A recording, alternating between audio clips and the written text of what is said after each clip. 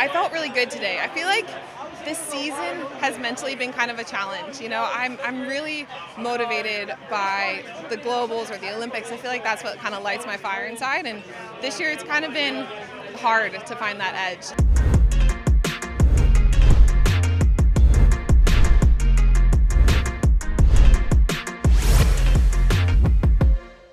I am here with the 2026 Women's Discus National Champion for the 8th time, Mrs. Valerie Sion. Val, how are you feeling right now?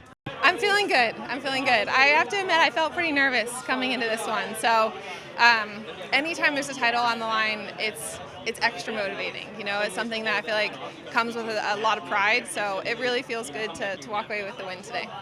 Multiple throws over 68 meters. You've been incredibly consistent this year. I think I counted you've had 9 meets over 68 this season, capping it off with a 69.54 today at Nationals, and to also break the facility record, which I believe was held by Sandra, if I'm correct about that.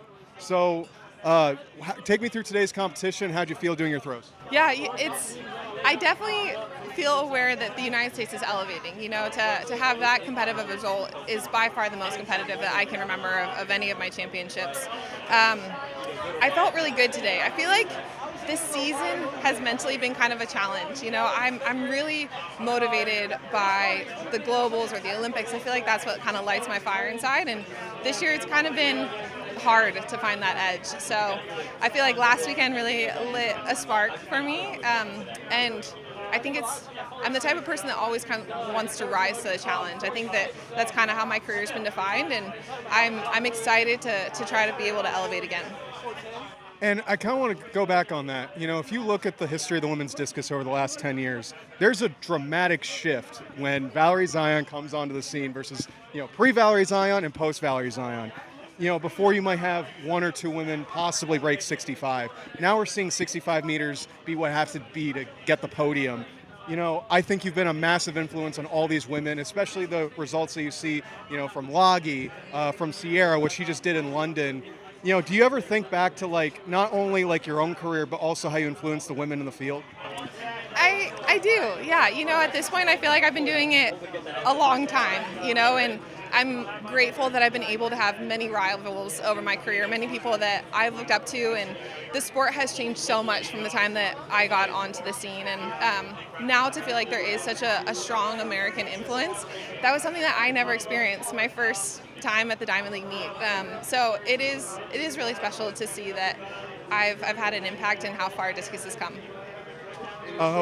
It's so rare that you come off with a loss. I wonder how that influences you going to the next competition because you really haven't done that. Yeah, it was a new feeling. I've always said I've learned more when I'm not on top of the podium, and that's still true. I know that I'm capable of bigger throws, and I think that it's been hard to be able to make the technical changes that I know that I really need to be able to elevate. Zeb is very much so being so clear that there's some technical things I need to do, and I'm really excited about what we're seeing in practice, but I've yet to be able to make those changes at meet. So I know that the next 2 years is really what I'm excited to attack. The World Championships in Beijing and the Olympics in LA, I really want to be at my best for those. So I know that if I want to level up again, it's possible, but I got to get out of my own way, and last weekend really just was clarifying of that. You talked a little bit about how you had some mental challenges this season. Can you elaborate a little bit and talk about how you overcame those? Yeah.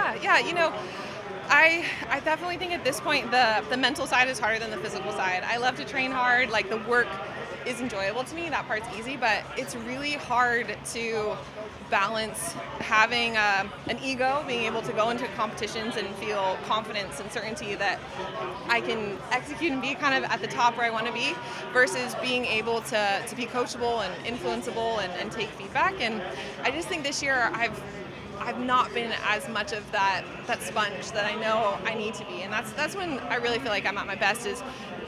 Zeb he's such a great technician, and discus is so not intuitive. When you feel like you're trying too hard, your throws are terrible. And lately I've just wanted to be I feel like my first meets early this season in Oklahoma, I really felt that. I wanted to try to smash the discus, and it was the most humbling thing ever. So I'm really trying to work through that mentally, to be able to figure out, like, how do we create new goals that are sustainable, that are exciting, that aren't just what we've accomplished the last few years. How do we keep making it feel like a special journey? And I think that that's something that this offseason I need to spend some time doing some soul searching about is what is the goal of the next 2 years? Because obviously it is partly the results, but wanting to make an impact on the sport and feel like every meet was an opportunity to do what I love. Yeah. Oh, thank you. That's Valerie Sion, your 2026 U.S. Women's National Champion in the discus. Congratulations. Thank you.